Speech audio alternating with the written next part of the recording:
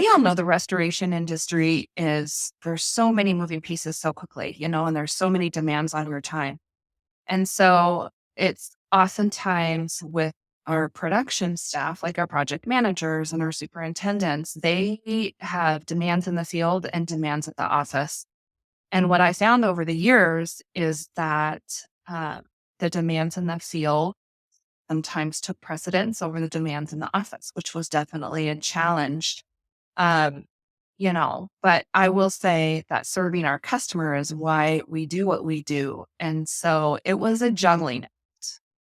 We want them in the field, we want them serving our customers, but at, at home, if you will, back at the office, there are also responsibilities like making sure that we're not behind on estimating or not behind on um, invoicing drop payments or invoicing in general or the like. So I'll just preface what I'm going to say with that because we weren't perfect at it.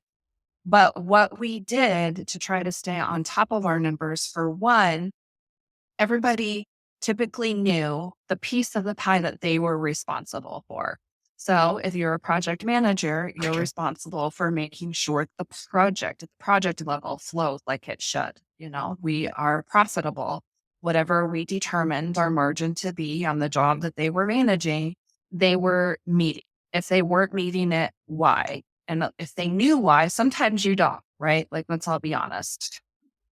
I mean, everyone can say that they want to hit a 45% margin on a repair job, but I think the real world sometimes says that we're not going to do that, right? So, um, if you know your numbers, though, you know why, and that's really what we wanted to know, Or also, then with my office staff, they were responsible for a bigger picture P&L potentially, so everyone knew their part. And I think that's important. And then what my role was is just to oversee, all of the parts and make sure that people were doing what they needed to do. So we met weekly with our project managers and discussed jobs each job at a job level, of course, and gave everybody the opportunity to ask questions.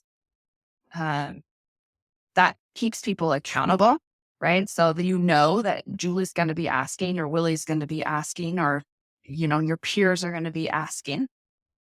And so that keeps everybody on their toes as far as making sure that they know where they're at. So we did that. And then as far as just like monthly financials, we would share that with our leadership team. So we all knew how the company was doing as a whole.